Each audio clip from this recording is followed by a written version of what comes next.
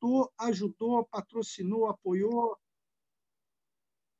Ele apoiou a maioria dos grandes atletas daquela época. Ele entrou com a equipe de vôlei, aquela famosa equipe de vôlei da geração de prata, que foi uma equipe montada dentro da Atlântica Boa Vista, velejadores, remadores, jogadores de futebol como Pelé, corredores de Fórmula 1 como Ayrton Senna, nadadores como eu, meu irmão, jogadores de basquete, jogadores de, como eu disse, vôlei. Então, Braguinha fez essa mudança significativa, né? Eu vou contar uma história rápida, porque é sempre bom contar uma historinha para divertir um pouco o pessoal.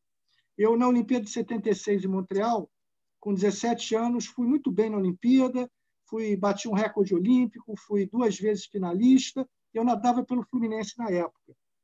E eu já estava numa briga com o Fluminense, que o Fluminense tinha me prometido uma ajuda e não deu. Aí o Fluminense estava numa fase ruim, que vocês sabem como equipe de futebol, quando entra em fase ruim, ainda é assim. O resto todo sofre, né? Todos os outros esportes sofrem. O Fluminense estava com uma fase e não estava podendo ajudar os esportes amadores. Aí eu fui convidado para um programa de televisão, uma resenha daquelas de futebol de domingo à noite, depois do jogo, que era o jogo do Fluminense. O Fluminense jogou, aí fizeram a resenha e me convidaram. Eu fui e soltei o verbo. Falei tudo que podia e que não podia, porque eu estava muito chateado com o Fluminense na época. E aí, no dia seguinte, me toca o telefone. Era a secretária do Braga, a Ângela. A Ângela diz assim: seu Djan, o doutor Braga queria falar com o senhor. Aí eu digo, claro, eu conhecia o Braga assim de distância, de nome, porque ele apoiava atletas, jogadores de futebol do Fluminense, era um cara conhecido, mas nunca tinha tido um contato com ele. Aí o Braga pega o telefone e diz assim para mim: ô garoto, e fala uma porção de palavrões, mas palavrões carinhosos, nada do jeitão dele. Diz assim: o que você está falando mal do nosso Fluminense, garoto? Que negócio é esse? Por que é isso? O que está acontecendo? Aí eu contei a história para ele, ele me disse assim: olha só, passa lá em casa, nós vamos conversar, eu vou resolver seu problema, você nunca mais fala mal do Fluminense. Combinado? Aí foi isso, foi combinado. Eu conversei com o Braga, tive com ele. Aí ele perguntou o que eu precisava, eu disse que eu queria uma ajuda, porque eu tinha conseguido uma bolsa de estudos para os Estados Unidos e que eu queria ficar lá treinando para a minha próxima Olimpíada, para tentar ganhar uma medalha. E o Braga me deu uma ajuda financeira durante esse período, que não foi só até aquela Olimpíada, continuou para a Olimpíada seguinte. O Braga foi sensacional, me colocou como funcionário da Atlântica Boa Vista, como ele fez com vários atletas. Vários atletas tiveram esse benefício do Braga. Então, isso era o que o Braga fez. E o Braga proveu essa mudança, ele foi um mecenas do esporte, mas ele fez a transição de mecenas para um sistema profissional, que perdurou durante muito tempo, fez com que aquela geração, que foi a geração do vôlei, conquistasse na Olimpíada seguinte, foi a Olimpíada de 84, né? Na Olimpíada de 80, de novo, nós ganhamos a medalha da natação, foram 4 medalhas, já houve um upgrade, só a participação do Braga já fez um upgrade tremendo, porque na Olimpíada de Moscou, na Olimpíada anterior, nós tínhamos ganhado 2 medalhas. Na Olimpíada de Moscou já ganhamos 4.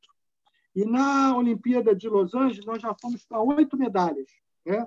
Então, o que acontece? Só essa participação, já um pouco de dinheiro, com organização, com apoio, já fez assim uma diferença absurda, né?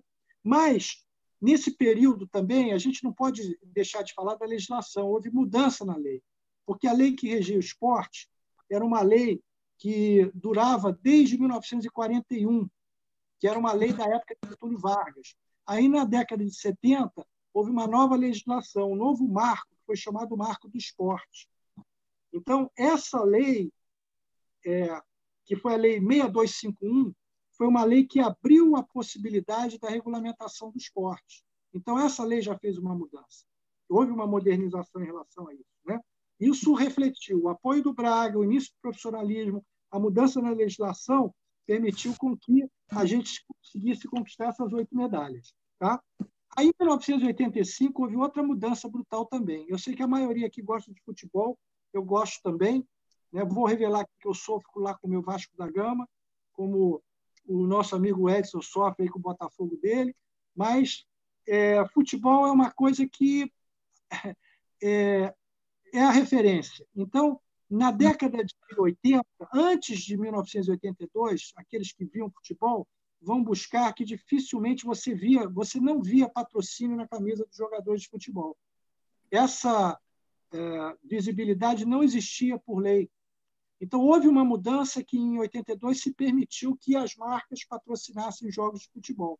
E nós estávamos aí na briga também, nós atletas olímpicos, semi-amadores, ou querendo nos tornarmos profissionais, para que o nosso uniforme também fosse permitido que a gente usasse patrocínio, porque o patrocínio permitia recurso e recurso permitia dedicações específicas, benefícios que vocês sabem. E o que aconteceu? Nós conseguimos aí fazer um lobby muito grande para que isso se desse. Aí vou contar outra história curiosa também. Em 1984, eu fui levado pelo então senador Amaral Peixoto a Brasília para conversar com o então presidente da República, João Batista Figueiredo, para pedir para ele essa liberação, para que ele encaminhasse uma medida para o Congresso, para que a gente conseguisse essa liberação, etc. E tal. E aí foi muito engraçado, porque me disseram aquela famosa piada: olha, presidente, assim, final de mandato, até o café é servido frio. Eu escutei aquilo, não liguei, fui a Brasília, conversei com o Figueiredo da época, foi muito gentil, tratou a gente com muita cordialidade, disse que ia ajudar, ia fazer todo o possível, que dependesse dele, do partido na época dele, que isso aconteceria, e realmente isso se deu, a gente conseguiu isso. E só para vocês colocarem, realmente o café veio frio mesmo. Mas, enfim, então esse foi outro grande marco que realmente ajudou muito, que é a profissionalização do esporte, né? Aí entramos com o governo Sarney. Dentro do governo Sarney, houve aí um outro marco importante, que foi, lá em 1988, a nova Constituição, a Constituinte. Aí nós trabalhamos muito duro, nós atletas, para que o esporte fosse incluído na Constituição, que não existia, não havia isso. Aí fizemos várias reuniões, havia audiências públicas, as pessoas que se mobilizaram para a inclusão de temas na Constituição devem lembrar que o aterro do Flamengo ficava lotado de tendas, e são tendas temáticas que as pessoas se reuniam ali. E eu colei na época com um grande líder desse movimento, que me ensinou muita coisa na época, que foi o Afonsinho. Lembra do Afonsinho, jogador de futebol, médico? Primeiro atleta que conseguiu, o jogador de futebol que conseguiu passe livre. E aí o Afonsinho foi um líder, que nos ajudou muito a que isso acontecesse. E aí, realmente, o esporte entrou na Constituinte, e a gente achava que, depois de tanta reunião, de tanta conversa, que o esporte ia entrar com uma página inteira na Constituição. Não foi nada disso, entrou de uma forma bem simplória, mas entrou. Assim, é dever do Estado fomentar práticas formais e não formais. Só isso basta. Só isso obriga aos nossos entes públicos a promoverem o esporte, né? Então, foi isso que também ajudou a dar um upgrade assim, bastante significativo. Depois do governo Sarney, entrou uma época que eu chamo de uma época áurea, assim, das mudanças legislativas do esporte. E começou, então, com uma participação efetiva dos atletas dentro da gestão. E o primeiro deles foi o nosso querido Arthur Coimbra, Zico, que foi secretário nacional de esporte do governo Collor. Então, o Zico entrou lá com a missão de acabar com o passe preso dos jogadores de futebol. Ele queria reformular a legislação esportiva, conseguiu criar a Lei Zico, foi uma lei que durou 5 anos, se não me falha a memória, de 93 a 98. Foi uma lei que serviu como base, né, para, inclusive, destinar recursos às entidades. Foi uma modernização da legislação esportiva, né? O Zico foi muito positivo, ele emprestou a imagem dele, se desgastou, porque o governo Collor teve as dificuldades todas que vocês acompanharam, mas nem por isso o Zico deixou de dar uma enorme, grandíssima contribuição realmente para o esporte, com esse início do fim da lei do passe. E o Zico ele botou uma coisa que foi instituição de uma terminologia muito importante, é coisa técnica, mas faz uma diferença muito grande até hoje isso persiste, que são as 3 denominações de esporte que versam dentro da legislação. O esporte de rendimento, alto rendimento, o esporte educacional e o esporte de participação, que são os 3 eixos do esporte. Isso aí é realmente o Zico. O Zico trouxe também uma coisa boa para uns, ruim para outros, que foi a autorização para que os bingos existissem e destinassem dinheiro para o esporte. Foi uma forma de viabilizar dinheiro para o esporte. Então, cada esporte ou cada entidade esportiva podia ter seu bingo. Algumas dessas entidades, entre aspas, ganharam muito dinheiro e outras perderam muito dinheiro e foram à falência. Então, bingos foi uma curiosidade, mas também uma realidade financeira. Vou dar um exemplo para vocês no meu esporte. Meu esporte, a nossa Confederação Brasileira de Esportes Aquáticos, tinha um bingo da televisão, acho que era com a Bandeirantes. Era um bingo televisivo. Ganhou tanto dinheiro com bingo que comprou um andar inteiro na Presidente Vargas, onde tem uma sede até hoje. Já, por outro lado, também na natação, a Federação do Rio de Janeiro de Natação tinha um bingo, que era o bingo arpoador. E vocês lembram do bingo arpoador? Lembro do bingo arpoador. O bingo arpoador, o dono era a Federação de Natação, mas as federações não tinham expertise em tocar isso. Então, elas eram donas, mas delegavam, terceirizavam. Consequentemente, o que aconteceu? Perderam causa trabalhista em cima de causa trabalhista. Várias entidades quebraram. E estão quebrando até hoje por causa disso. Esse mês, por exemplo, agora, essa semana passada, quebrou a Confederação Brasileira de Canoagem, que ganhou medalha de ouro com Isaquias. A canoagem quebrou por causa, por causa de uma dívida de 5 milhões decorrente do bingo do passado.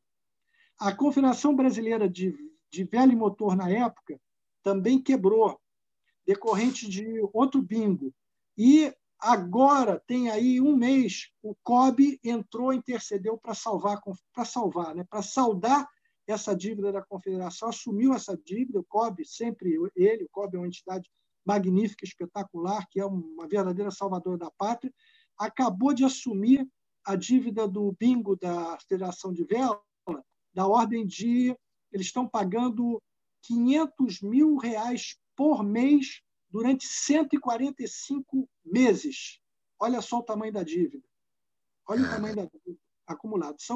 Aí eu vou chutar aí para cima de R$200 milhões de dívida. Mas o COB, de novo, é uma entidade forte, poderosa, uma entidade que fatura aí, recebe dinheiro das loterias da ordem aí de R$380 milhões, mas esse pagamento vai vir não desse dinheiro público, mas vai vir do dinheiro do patrocínio privado. Metade do patrocínio privado está servindo para pagar isso. Mas, assim, é só uma historinha para contar realmente o que acontece. Depois, Pelé. Depois do Zico... Lei Pelé.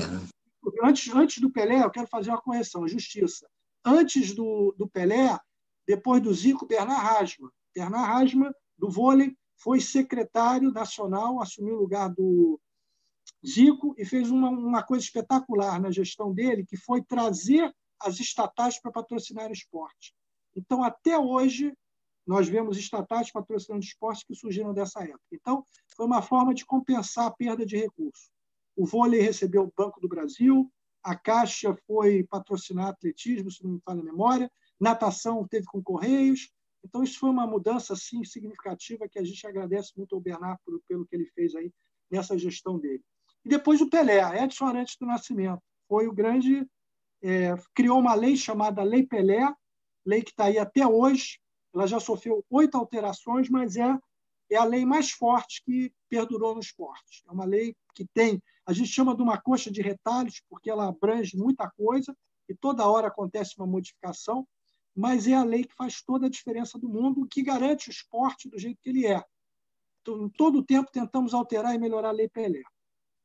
A Lei Pelé, ela foi, só para curiosidade de vocês, o Pelé foi assessorado por um advogado muito capaz na época, tá? Que era subchefe subchefe jurídico da Casa Civil do Fernando Henrique.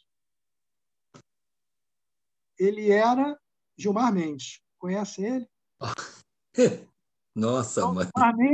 Gilmar Mendes tem dedo aí na legislação esportiva. Mas, enfim, então, nós estamos aí no governo Fernando Henrique, depois que o Pelé passou a lei dele, né, que foi a lei da libertação do passe livre, enfim, veio um outro atleta espetacular que vocês conhecem, chamado Lars Grael. Lars Grael foi outro secretário de esportes que assumiu também fez um trabalho magnífico. Lars adquiriu know-how e hoje é um dos nossos grandes líderes do esporte brasileiro, graças a esse, na política, porque ele já é um líder nato esportivo, por tudo que ele faz, pelo instituto que ele tem, mas o Lars em si adquiriu um know-how espetacular à frente da Secretaria Nacional do Fernando Henrique. Tá? Então, o Lars fez uma coisa muito importante, ele participou da regulamentação da profissão profissional de professor de educação física, foi regulamentado na época do Fernando Henrique, quando o Lars era secretário, e também da Lei Agnello Piva. A Lei Agnello Piva é hoje o grande sustentáculo do esporte brasileiro. Lei Agnello Piva é uma lei que destina 2% da arrecadação bruta de todas as loterias para o esporte brasileiro. Então, de novo, nós estamos falando aí de mais de 300 milhões de reais por ano, que são encaminhados para o COB e para o Comitê Paralímpico Brasileiro, que vai também para o Comitê Brasileiro de Clubes, que também faz um trabalho magnífico, e vai também para a Confederação Brasileira de Esporte Universitário e que vai para a Confederação Brasileira de Esporte Escolar. Então, essas entidades que repassam esse recurso que faz o esporte se sustentar e chegar ao ponto que nós chegamos. Então, essa lei, mais uma lei que fez a diferença, Lei Agnello Piva. Tá? Mais à frente, tivemos aí, em 2005, já em outro governo Lula, tivemos a lei do Bolsa Atleta. Essa lei também é uma lei fundamental, muito importante, porque garante a mais de 6 mil atletas que esses atletas recebam um salário e uma garantia para poderem praticar esporte, mas não só atletas de altíssimo rendimento, que também estão dentro da Bolsa Atleta, mas tem atleta de base que recebe esse recurso. Então, isso foi lei também. Essa lei é fundamental, importantíssima. Né? Só para vocês terem uma noção, se não me falha a memória, basicamente metade dos atletas que vão para uma Olimpíada estão dentro de um Bolsa Atleta. Esse é o número aí que me vem à mente. Posso buscar com um pouquinho mais de precisão, mas basicamente todo mundo está dentro do Bolsa Atleta. E aí, em 2006, tem outra lei. E aí, provavelmente, vai parar por aí. E aí, desde então, não tivemos mais nenhuma lei. Mas é a última lei que me ocorre que fez uma grande mudança, que é a Lei de Incentivo Fiscal. Tá? Essa lei, dedução de imposto de renda, para que o imposto de renda a gente possa deduzir a pessoa jurídica, 1% do seu imposto de renda pode ser destinado ao esporte. E a pessoa física, 6% do seu imposto de renda. Essa lei a gente participou, eu participei ativamente dessa lei. Foi uma lei que ela passou em dezembro de 2006, assim, no final ali das sessões do Congresso. Nós fizemos atletas todos do Brasil aportar em Brasília para tentar passar a lei. Foi uma lei que ela foi duramente atacada pela cultura. Tá? A cultura não queria, de jeito nenhum, deixar que o esporte tivesse a sua lei de incentivo, coisa que a cultura já tinha desde 1985, porque a cultura tinha medo de que as empresas, na hora que o esporte tivesse uma lei de incentivo, deixassem de patrocinar a cultura e fossem para o esporte. Aí houve uma negociação muito dura entre o esporte e a cultura, que a gente participou, com intermediação do ministro do esporte na época, Orlando Silva, presidência da República. Foi uma luta duríssima aí, mas a cultura concordou em deixar o esporte ter a sua lei, desde que a cultura, ao invés de 1%, tivesse 4%. Então, a lei da cultura dá 4% de incentivo e a do esporte dá 1%. Por quê? Porque aí a cultura ficou assim mais tranquila. Eu vou ter um upgrade, vou ganhar um pouquinho mais, então deixa o pessoal do esporte entrar. E não, o medo da cultura não se concretizou, porque nunca, em momento nenhum, o incentivo da cultura foi ameaçado pelo esporte. Então, é uma lei que, essa lei de incentivo ao esporte, ela destina, para que vocês tenham ideia, aproximadamente 120 milhões de reais por ano. Esse é o que num ciclo olímpico nós estamos falando de quase 500 milhões de reais que são advindos da lei de incentivo ao esporte do Imposto de Renda Federal. Né? E, para culminar, ali no final de 2008, eu estava no Ministério do Esporte na época, como secretário nacional, e nós tivemos a felicidade de criar esse programa, que é o programa dos atletas militares. Esse que os atletas, quando sobem, ganham medalha, batem continência, que são atletas enganjados como sargentos do Exército, Marinha e Aeronáutica. São atletas de altíssimo rendimento, que estão no topo assim, da cadeia, da pirâmide do alto rendimento, e que recebem um soldo como sargento, todos os benefícios da carreira militar, alojamento médico, dentário, psicológico, o que for necessário. Então, foi um projeto que ele ficou e está realmente fazendo uma diferença brutal, enorme, eu diria. Então, a somatória, né, a conjuntura dessas situações que são as leis. Nós vamos falar aqui, já vamos só para repetir e arrematar. A lei Pelé, com a lei Agnello Piva, que é a lei das loterias, com o Bolsa Atleta, que é a lei, com a lei do imposto de renda, elas estão subsidiando e garantindo o esporte em alguma coisa da ordem aí de 2 bilhões e 600 milhões. Esse foi o tamanho do dinheiro que foi demandado no último ciclo olímpico. 2 bilhões e 600 milhões. No ciclo anterior, que foi o ciclo que foi para a Olimpíada do Rio, foram 3,2 bilhões de reais. Então, houve uma queda significativa, uma queda brutal. Nós estamos falando aí de menos 600 milhões de reais de um ciclo olímpico para o outro. Mas nem por isso o Brasil deixou de ter resultado. Continuou melhorando e subindo. Então, a conclusão que a gente faz, né? O que é que realmente está fazendo essa diferença? Aí eu vou listar aqui para arrematar. Legislação, leis federais que estão fazendo a diferença. Dinheiro público para as entidades, dinheiro grande para as entidades. Patrocínio para atletas, patrocínio privado e patrocínio público através do Bolsa Atleta e patrocínio público através do PAAR, que é o Programa de Atletas Militares. Também brutal. A profissionalização dos atletas e dos dirigentes também fez a diferença para a gente chegar nesse patamar das 21 medalhas. A abertura através da globalização. Na minha época, para a gente descobrir o que um estrangeiro fazia de treinamento, demorava, o Edson sabe disso, a gente recebia revista aí com 3, 6 meses de atraso, com uma noticiazinha do que estava acontecendo lá fora. Hoje, através do clique de um botão no telefone, você já tem acesso a tudo que acontece no mundo. Então, hoje, os treinadores estão mais capacitados, estão mais atualizados. A oxigenação também dos atletas dentro das instituições de gestão esportiva, que é a obrigação, aí entra outra obrigação da legislação, que obriga que as entidades tenham atletas na sua gestão. Então, isso também está ajudando e vai fazer uma diferença muito grande, né?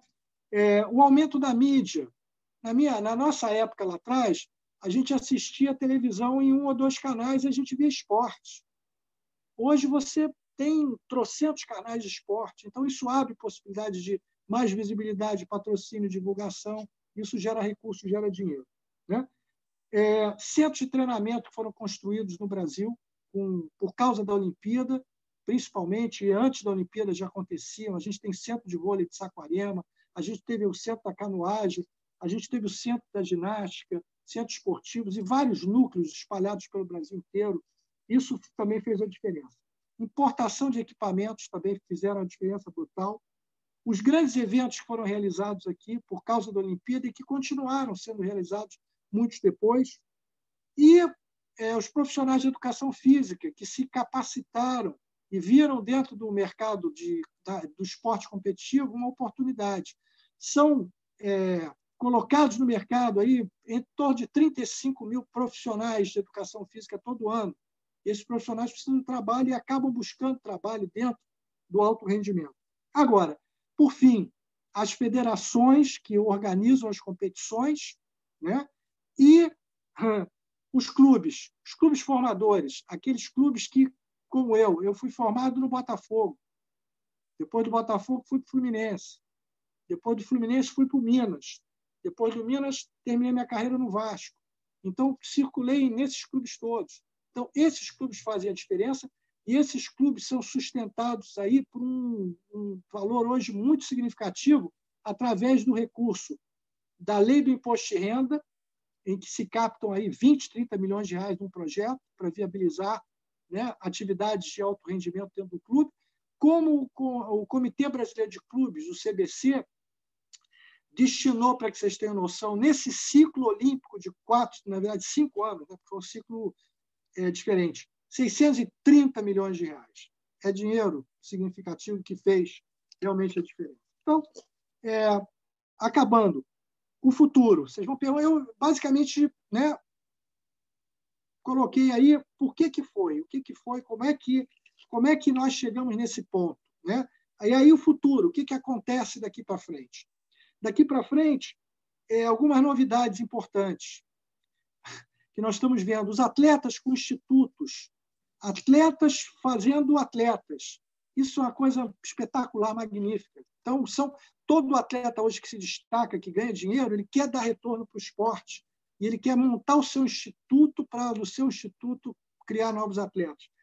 Flávio Canto, com o Instituto Reação, espetacular o trabalho do Flávio Canto. Por exemplo, ele junto com o Geraldo Bernardes, que toca as atividades de judô e outras também, eles botaram na Olimpíada do Rio 2016 a Rafaela Silva, medalha de ouro olímpica, a menina negra que saiu ali da Cidade de Deus para ganhar uma medalha de ouro na Olimpíada no judô, que veio de dentro do instituto formado por um outro atleta medalhista olímpico.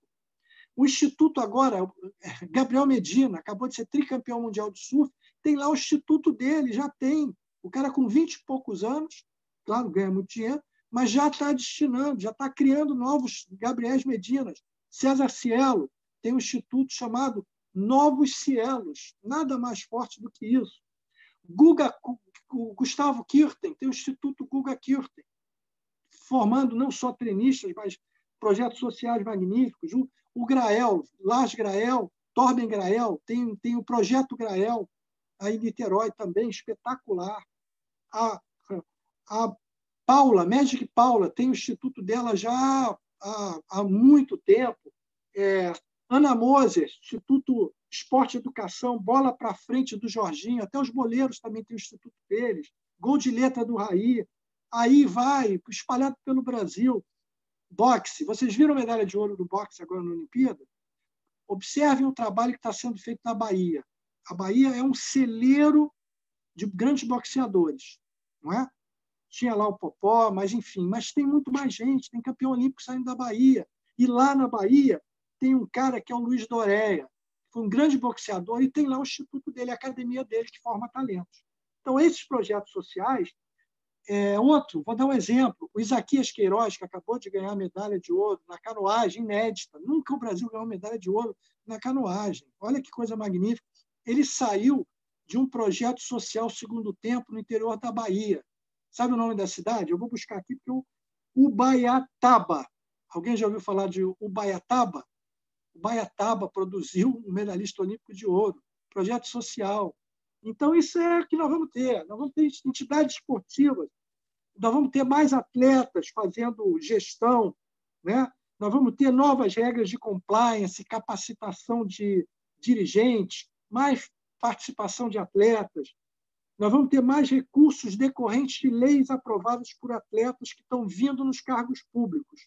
Agora, se vocês me derem aí mais uns 5 minutinhos de paciência, eu não posso deixar de reconhecer todos os atletas que fizeram parte de uma gestão pública, que eu acho que as pessoas têm que saber, que têm que entender. Eu citei, olha só, o Zico foi secretário de Esportes Nacional em 91, seguido pelo Bernard em 94, seguido pelo Pelé em 95, seguido pelo Lars Grael em 98, seguido pela Magic Paula em 2003, seguido pelo Djalma Madruga em 2007, seguido pelo Luiz Lima em 2016, seguido pelo Rogério Sampaio em 2017, seguido pelo Emanuel Rego do vôlei em 2019.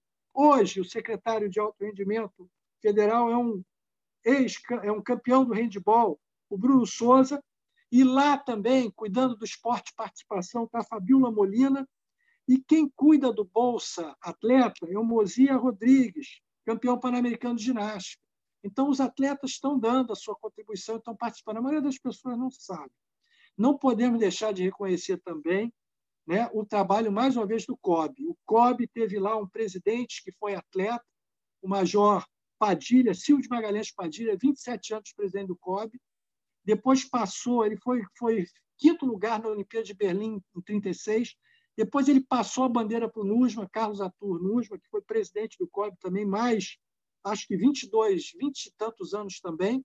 NUSMA também foi jogador de seleção brasileira, teve lá seus problemas, está respondendo lá com a justiça, mas ninguém pode negar o tremendo trabalho que o NUSMA fez pelo desenvolvimento do esporte no Brasil, pela captação da Olimpíada. Olimpíada que, apesar de todo mundo, todo mundo não, uma boa parte das pessoas reconhece a importância da Olimpíada. Quem mora aqui no Rio de Janeiro sabe que os 40 bilhões de reais que foram investidos na Olimpíada, 2/3 desse valor, a maior parte foi obra de infraestrutura, foi linha 4 do metrô, foi BRT, foi túnel, foi pavimentação, foi tudo. Então, o esporte em si ficou com um pouquinho, ficou lá com 9 bilhões dos 40 bilhões para a organização técnica do evento, o resto foi melhoramento. A Olimpíada fez uma diferença brutal nas nossas vidas para melhor.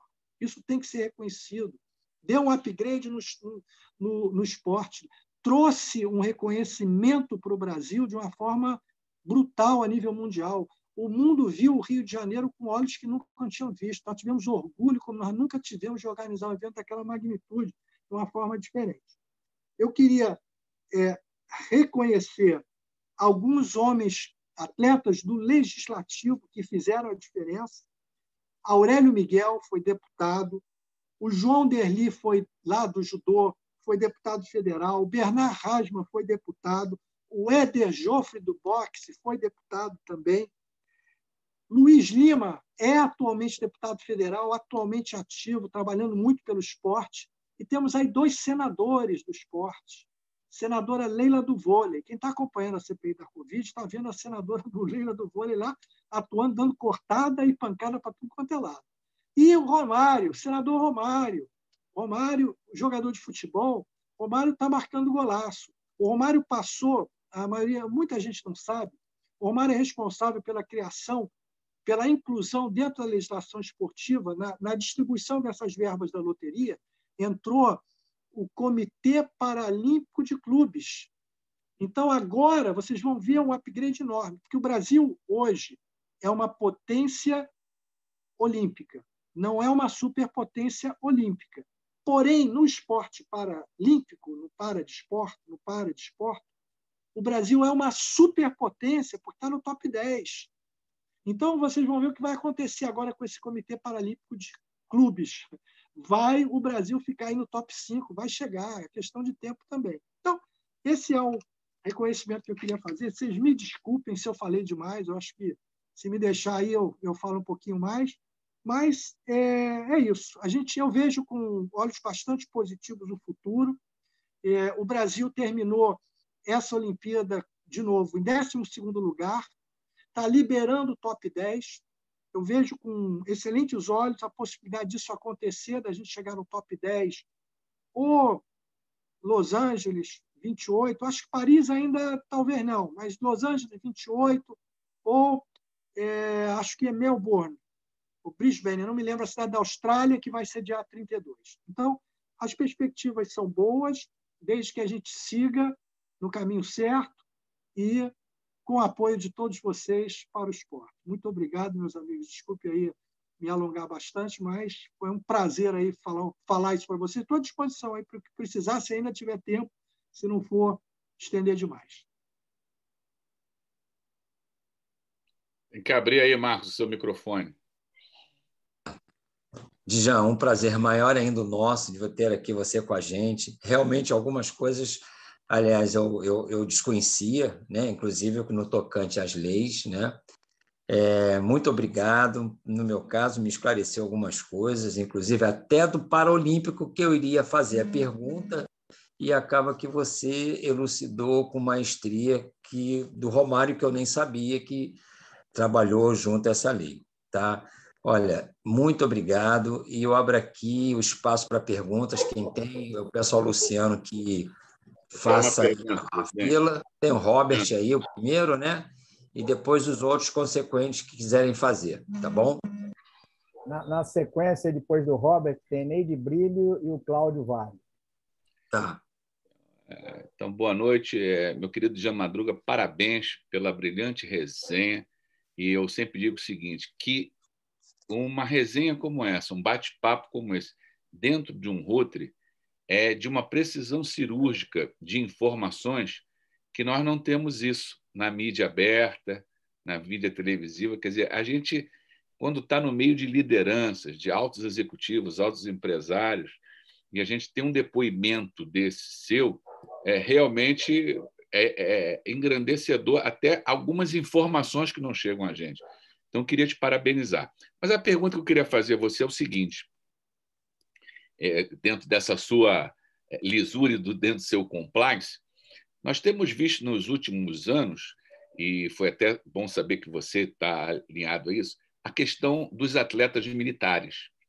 Realmente, o que eu tenho notado, como leigo que sou, mas aí fica a pergunta, que o alto rendimento dentro das Forças Armadas é uma coisa extraordinária, porque eu acredito, sendo leigo, que dentro das Forças Armadas tem aquela questão da hierarquia e disciplina e tem um atendimento lá dentro na área de fisioterapia, da medicina esportiva, da alimentação do nutricionista, médico para isso, os campos são extremamente bem cuidados e então eu acho que eles têm como se manter com um soldo de sargento, que pelo menos eles conseguem levar para casa uma determinada verba.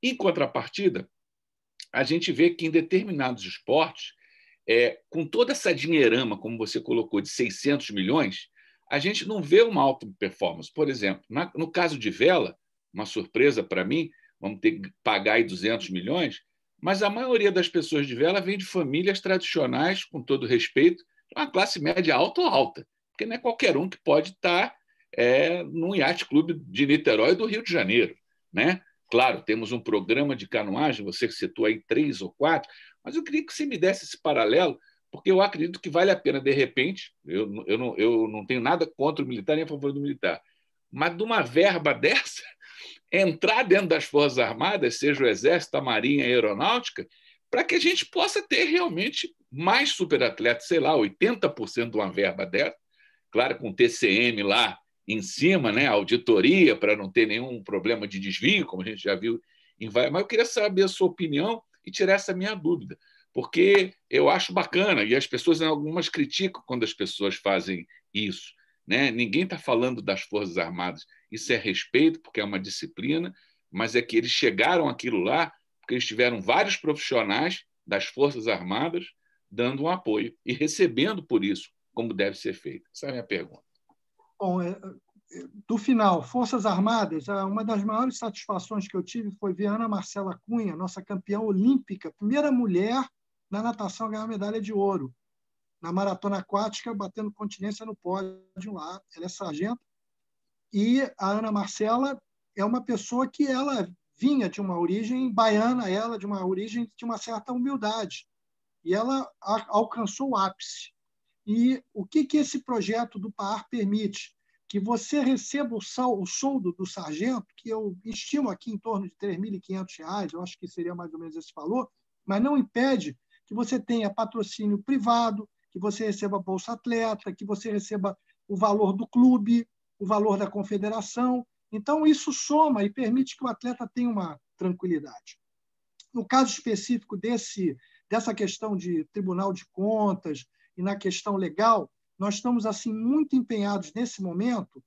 Nós que tivemos a oportunidade de criar esse projeto lá atrás, em 2007, para que o programa dos atletas militares se transforme em lei, porque ele não é lei. Ele hoje depende da boa vontade do comandante, do ministro da Defesa, para ser bem preciso, e do Ministério do Esporte / Cidadania, hoje Secretaria de Esporte, que subsidia isso para garantir que isso aconteça. Então, inclusive, nós vamos ter uma audiência pública que eu estou participando agora, dia 19 de outubro, para exatamente defender que o PAAR se transforme em lei. Porque o que garante realmente sucesso, como eu demonstrei para vocês, é lei. Senão a gente fica à mercê da boa vontade do governante que assume. O governante assume e diz, poxa, mas peraí, por que eu vou gastar dinheiro com isso? Agora eu vou gastar dinheiro, vou investir dinheiro em outra coisa. Hein? Pife, acaba o projeto. Então, esse é uma questão. A outra que você colocou da vela, o Lars Contra, eu já tive algumas conversas com o Lars, que é um grande amigo nosso. O Lars, na área política, é o meu ídolo. Da política esportiva, ele é meu ídolo. Eu gosto muito dele, porque ele tem um conhecimento profundo, mas ele com o irmão, no projeto deles lá, Projeto Grael, é gente humilde, negra, que vem de comunidades que está velejando. Então, eles conseguem isso. Então, não é só gente rica que, é claro, é um esporte que demanda custo, mas os projetos sociais facultam que gente como, de novo, o Isaquias Queiroz surja. E tenho certeza que, do projeto deles, outros atletas surgirão também, não há dúvida. Tá ótimo. Obrigado. Eu passo a palavra agora para a Neide, né, Luciano? Isso, Neide, depois o Cláudio Vale. Tá ótimo. Neide, esteja à vontade. Muito obrigada. Ai, mas que prazer enorme ver o Madruga aí, meu Deus do céu. Eu fico emocionada, porque eu assisti muita coisa, né? Ei, Robert, a gente lembra quando a gente jogava brincadeira de vôlei, de raquete na praia, eu tenho muita idade, então, de repente, o esporte foi se tornando uma preciosidade. Desde agora você pode ir para a praia fazer o beach tênis, tá? Que é um belíssimo esporte. Eu sei, mas agora eu estou velha, menina. Eu estou na cadeira de roda, mas eu vou voltar, pode deixar. Eu jogo sentada, senão eu tenho aquela cadeira agora de atleta, se precisar eu vou voltar. É que eu estou me recuperando. Eu queria muito te pedir uma coisa. Aliás, o Robert já sabe o que eu vou te pedir, porque os convidados, os associados do Rotary Ipanema, eles me alimentam muito com um projeto que eu sou rotariana também, mas eu sou do Corujão. O Corujão é um grupo que se reúne até tarde da noite, por isso chama Corujão. E nós estamos fazendo uma virada cultural, que eu sou a responsável por convidar pessoas. A doutora Flávia, que foi presidente aí, que é advogada, ela já participou, vai participar de novo. Então, eu estava sonhando de te encontrar para pedir uma ajuda sua, de você participar, e também você poder mostrar fotos ou vídeos desses atletas todos que você falou aí, que você vai ter 50 minutos para falar e vai interagir com perguntas também. Mas como tem muito jovem, como tem muita criança, como tem muito velho, como eu também, a gente gostaria de ver a carinha, porque tem gente que não sabe quem é quem. Se você pode montar assim, como vai ser online, e você levando o que você quiser projetar, a gente projeta, não tem problema nenhum, é só você fazer o roteiro e dizer, Nelson, que é o coordenador lá, Nelson, agora é número 1, número 2, isso ele vai botando tudo na tela para você. Deixa eu ajudar a Neide aqui, Djan. O Corujão é um grupo de rotarianos em todo o Brasil, do Oiapoque ao Chuí, que reúne mais de 10 a 15 mil rotarianos. Uau. E que de 9h30 da noite à meia-noite sempre tem um palestrante, um executivo, um empresário, um ministro, um embaixador, e a gente se conecta a nível. Então, é um grupo onde todos os rotos, e graças à pandemia, se aconteceu isso. Então, chama-se Corujão. Então, é um programa do Rotary, em todo o Brasil, e quando entra, né, a gente leva, né, a gente convida algumas personalidades, como você. Então, a Neide efetivamente está aqui fazendo um convite para você participar dessa jornada, que com certeza vão ser mais de 5, 10 mil rotarianos, e também a gente joga isso na rede internacional para todo mundo. Então, agora que eu entendi, Neide, está fazendo um convite para você. Eu gostei muito desses projetos que tem, como tem o Grael, como tem o Romário, e isso é muito importante que os jovens saibam. Assim, dito por alguém que eu não sei, eu não saberia falar. Então, eu perderia essa chance. Eu quero perguntar aqui se você topa esse convite, e a gente vai conversar por telefone. Eu vou ter que conversar mais com você, não vou demorar aqui, que o tempo é limitado. Se você se importa de dar o seu contato para mim, mas primeiro, se você topa. Eu queria muito que você topasse. Vai ser um prazer. É mesmo? Ai, que bom. Então, eu ajudo aqui. Neide, eu passo para você nos contatos o telefone do Djan e passo ao Djan também o seu telefone, como a gente fez os outros convidados. Com a Flávia, para mim, né? Está me autorizado, Djan Madruga? Com certeza. Ai, que bom. Então, tá bom. Olha, obrigado. E você, eu só quero uma perguntinha. Eu estou com o mapa aqui, de manhã, de tarde, de madrugada, porque é 32 horas seguidas e já tem muita coisa aí ocupada. Com o escoteiro, bandeirante, com a Flávia, com primeiros socorros, é tudo, tem música, tem rádio amador, tem tudo. Agora eu queria o esporte e não conseguia. Está vendo como Deus é bom para mim? É isso, meus parabéns. Tá bom, Neide. Depois eu passo o telefone e tu acerta aí com o Djan. Isso é pergunta para eu falar com ele por telefone, são detalhezinhos. Muito obrigada, Robert. Eu estava lá assistindo um negócio do Rotary, aí saí correndo, vim para cá, mas que bom que eu cheguei em tempo. Muito bom. Obrigada. Tá ótimo, companheira. Valeu. Então, obrigada, Marcos. Eu passo a palavra agora para o nosso companheiro Cláudio Cunhavale. Cláudio. Boa noite, Djan Madruga, parabéns pela sua explanação. E eu fico muito feliz em ver pessoas sérias ocupando cargos importantes e fazendo relato de tanta coisa que a gente não sabia. Eu acho o Brasil uma potência na área agropecuária e na área esportiva. Nós temos e na área esportiva é o que mais pode ajudar esses jovens a sair dessas milícias, desses tráficos, dando oportunidade a esses jovens fazerem o que eles podem fazer de melhor, entendeu? Mas eu gostaria de fazer uma pergunta, porque assim como todo mundo cresceu muito com a tecnologia, o esporte também, com a tecnologia, teve uma mudança radical de melhoria em todos os setores. Mas na natação me chamou a atenção, eu não me lembro bem, porque houve uma época que fizeram uma vestimenta para os atletas de natação que aquele uniforme fazia ele correr mais do que os outros. Então, nem todos tinham oportunidade de fazer. Isso parou por quê?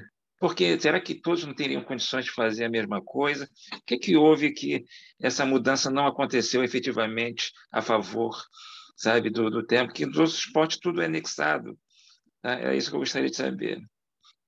Então, Cláudio, houve uma perda de controle da Federação Internacional no desenvolvimento dessa tecnologia, do controle dessa tecnologia. Então, era uma tecnologia que eles não estavam conseguindo acompanhar o que os fabricantes estavam embutindo dentro da roupa. O tipo de equipamento, material, estava aumentando demais a flutuação dos atletas. Então, eles chegaram à conclusão que o futuro era o nadador competir com uma roupa como um carro de Fórmula 1, um carro modificado, que vem cheio de tanta tecnologia. Não é esse o objetivo. Por isso que eles acabaram, em 2009, regulando isso e diminuindo. Então, para os homens, o que foi permitido foi a bermuda, e para as mulheres é permitido uma roupa, como eles chamam, um macaquinho, mas também com um limite, que não passa disso, para que a natação voltasse a ter um controle e uma capacidade técnica física limitada à performance do atleta. Obrigado. Tá ótimo. Então, eu passo a palavra para o nosso companheiro Hélio Copperman. Hélio, fique à vontade. Hélio e depois o Fernando. Tá ótimo. Hélio. Boa noite a todos. Parabéns, Madruga, pela sua conferência. É a evolução do nosso esporte. Eu acompanhei isso já há tempos, né?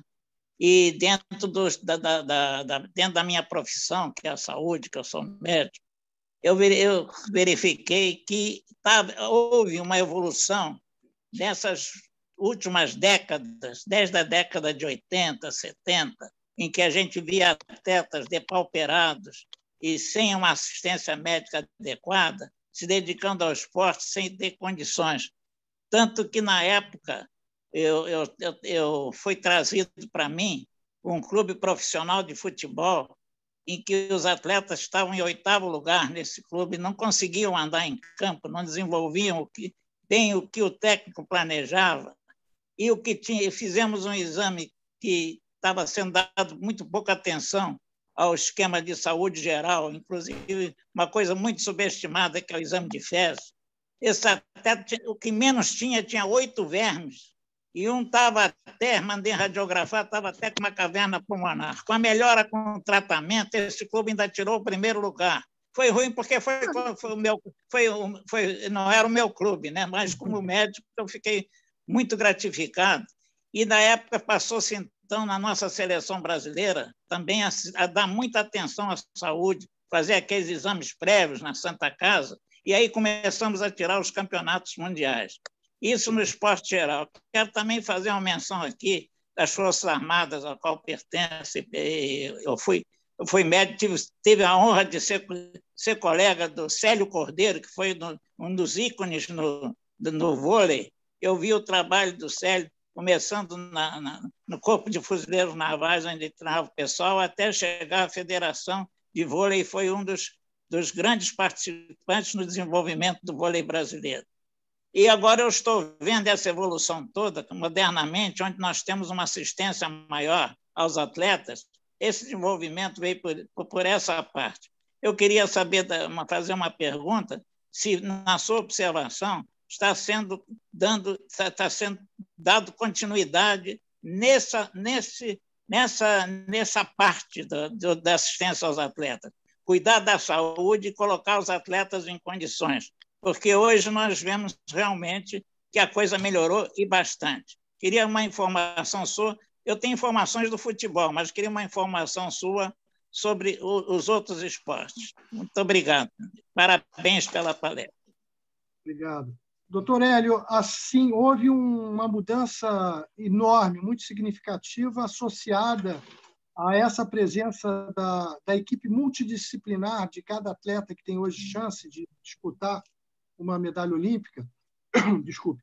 Isso faz com que,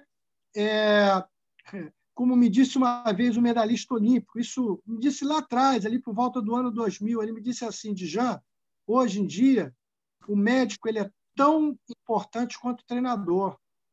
Então, o médico hoje faz uma diferença muito grande na carreira do atleta desse nível, né? O atleta que disputa uma medalha olímpica, principalmente. Então, dentro do governo federal, por exemplo, no programa Bolsa Atleta, existe uma categoria chamada Bolsa Pódio, que são aqueles atletas que estão no topo do ranking mundial, top 10, top 20 do ranking mundial, com possibilidade de realmente disputar uma medalha olímpica.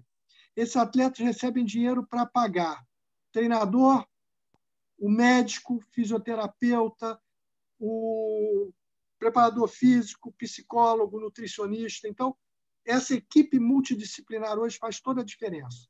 Então, o médico, o apoio médico, né, toda a ajuda, os exames todos que o atleta faz, exames laboratoriais, né, toda a avaliação da mineralização de todos os componentes, todos os gastos energéticos dos atletas, hoje fazem uma diferença brutal. A ciência evoluiu dentro do esporte de uma maneira assim que ninguém imaginava que pudesse chegar a esse nível. Tá ótimo. Muito obrigado. Então, passo a palavra ao nosso companheiro Fernando. Fernando. Boa noite. Ok. Está me ouvindo? Estamos. Sim. Boa noite. Fernando Vieira, classificação, vocação de transportes corporativos e turismo. Neste período, vice-presidente do Rotary Ipanema. Djan, parabéns pela excelente palestra. Você ilustrou bastante esse esporte e você contribuiu muito para o Brasil com tantas medalhas. A minha pergunta é uma preocupação que eu tenho com uma coisa que mancha um pouco o esporte no mundo inteiro, não só no Brasil, que é o doping no esporte. Queria que você falasse alguma coisa sobre isso. Como é que está o controle disso? Obrigado. Fernando, o doping é um câncer dentro do esporte, é um problema muito sério, porque o atleta que se dopa, e é um grande número, né? Aumentou isso aí de uma forma brutal, porque isso vem associado com a ganância, né? Com o recurso financeiro, desde a época lá atrás do Ben Johnson. Vocês lembram que o grande nome que explodiu a história do doping no mundo foi o Ben Johnson, que foi aquele brutamonte dos 100 metros rasos, que lá na própria Olimpíada, se não me falha a memória, eu vou chutar aqui que foi Seul, enfim, mas ele já foi desclassificado, perdeu a medalha de ouro na própria Olimpíada. Então, o doping é um problema, é um câncer. Os médicos eles correm atrás, porque o atleta, junto com os maus médicos, temos muitos, e a grande maioria são bons médicos ajudando os atletas, mas nós temos maus médicos também, né? Nós temos maus países que dopam sistematicamente os seus atletas. Tivemos aí uma punição brutal e emblemática da Rússia, que não competiu agora na Olimpíada de Tóquio e também não vai competir na Olimpíada de Inverno de Pequim, sob a bandeira da Rússia, porque o país foi punido por causa do doping de Estado. O doping já é uma coisa que vem desde a minha época, na minha juventude. As alemães orientais eram verdadeiros homens que nadavam dentro das piscinas e ganhavam de todo mundo. Então, nós estamos falando de 1976, nós estamos falando de 50 anos aí de doping sistemático organizado por países, organizado por corporações, organizado individualmente por médicos. É um problema, é um câncer. Realmente mancha o esporte, mas, da mesma forma que as pessoas se dopam, os atletas se dopam agora, eles criaram um sistema muito interessante, que é o armazenamento da coleta da urina, por exemplo, que fica guardado por muitos anos. Então, mesmo que hoje você não identifique que aquele atleta se dopou, aquela coleta fica armazenada e, no futuro, quando os novos testes vierem para detectar aquele tipo de doping, você que se dopou pode ser retroativamente cassado e perder, por exemplo, a sua medalha e todos os recordes e todos os resultados que você teve na época. Então, é complicado, é ruim, mas não é um caso perdido. É uma briga boa, muito boa. Esperamos que nos próximos 50 anos se resolva de alguma maneira isso, ou pela tecnologia, né, que está avançando na medicina muito, né, e acabe com isso no mundo. Não é só do Brasil. Agora, eu nem sabia que a Rússia estava nesse ranking aí, na frente, não participou. Muito obrigado, Djan Madruga. Foi um prazer revê-lo aí contribuindo para o Brasil, com suas medalhas. Eu espero também que nesses próximos anos a tecnologia casse. Acho muito difícil acabar, mas eu acho que dá para minimizar bastante o doping e punir realmente os culpados. Com certeza. Muito obrigado. Bom, obrigado a todos os companheiros. Djan, mais uma vez, é uma satisfação tê-lo aqui conosco. Eu vou lhe passar o certificado do Rotary Clube Ipanema para você, da sua participação, né? E que nós entendemos a todos os palestrantes, a todos que vêm nos brindar com a sua experiência, com a sua dinâmica de nos esclarecer vários temas, né, que tem sido muito rico aqui nessa pandemia, né? Foi uma satisfação. Esperamos ter você aqui mais vezes, né? No futuro próximo, aí, com a próxima Olimpíada. E o nosso muito obrigado. Muito obrigado. Tá bom? Uma boa noite para você. Que você esteja sempre abrilhantando aí o esporte, né? Para a gente, para nos enriquecer aí o nosso país com a sua experiência de outros atletas aí do seu nível e que muito nos alegre, né? e nos enriquece aí com a experiência de vocês. Tá bom? Uma boa noite para você, Djan, uma boa noite para a esposa e fica com Deus, tá? Tudo de bom. Eu agradeço muito a oportunidade, foi um prazer estar com vocês, me diverti muito e gostaria de voltar com certeza no futuro. Saúde para todos, um grande abraço.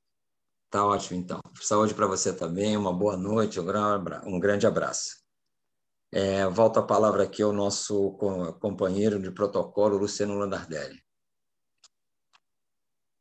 Obrigado, presidente Marcos Antônio.